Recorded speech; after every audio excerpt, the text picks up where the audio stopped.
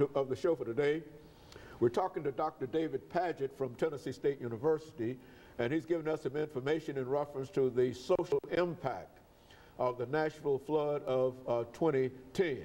And of course, Dr. Padgett, let's pick up where we left off the first segment by talking about some of the impacts of weather upon the human existence in a real sense, and then get into the social impact of that flood of 2010 on people in Nashville.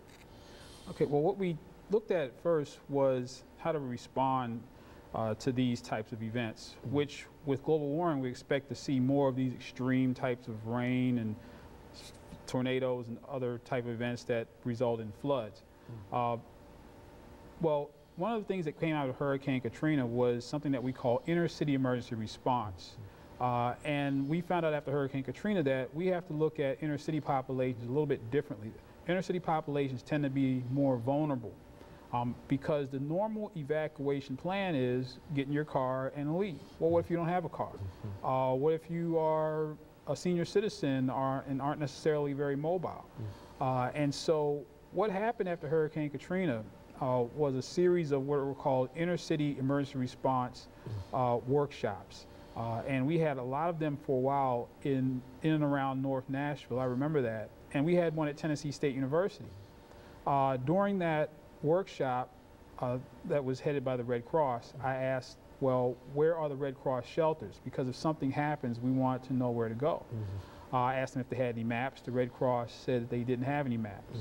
And so at the time, I was working with some 9th graders at Pearl Cone High School. We had built a geographic information systems lab there.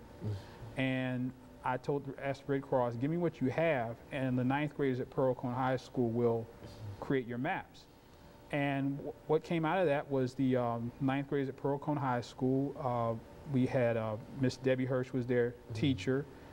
Bev Jacobs was working with those students also, and Dr. Marva Woods was the principal. I have to mention them. The students created the maps, and when the Red Cross came to school and released the maps, the Red Cross learned that the 37208 zip code area, which is commonly known as the lowest income zip code area in Nashville, the zip code area that has many, many people who don't have cars, many people relying upon public transit, was significantly underserved in terms of emergency shelters. So if there was a flood or if there was some catastrophe, people in the lowest income, the most vulnerable community in Nashville wouldn't have any place else to go. And the only way the Red Cross discovered that at the time was because we highlighted that on a map. And so that's the power of mapping and the power of using geographic information systems. There's some things that you just can't see in a data table, which is what the Red Cross had. When we put it on a map, they said, oh, we need to reach out to this community. And so about 80% of Red Cross shelters are faith-based organizations. And so not too long after that, they started to partner with the National Baptist Convention in trying to get more shelters be established in North Nashville, specifically in the 37208 zip code area. And so that was such a substantial finding, exposing that vulnerability in the 3720 zip code area, that each student and their teacher, Miss Debbie Hirsch, received a commendation from the Red Cross. You know, the Red Cross came out to the school at Pearl Cone and really was appreciative of what the students did. And they really served the community in a way that we found out later might have saved lives.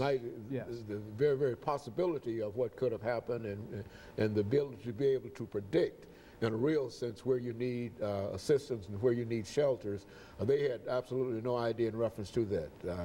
Is that what we're saying? Oh, absolutely. And so that was more of a, I guess, a qualitative look at vulnerability. And that was in 2000. That was actually in the spring of 2009 that we produced those Red Cross shelter maps with the students at Pearl Cone. And then, of course, we know what happened the following spring.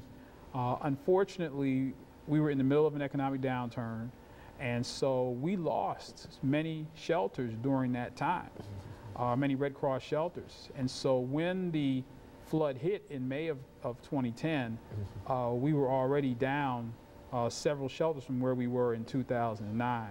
And so and in the Bordeaux area, the area around the West Hamilton that was hit very hard, there were no shelters.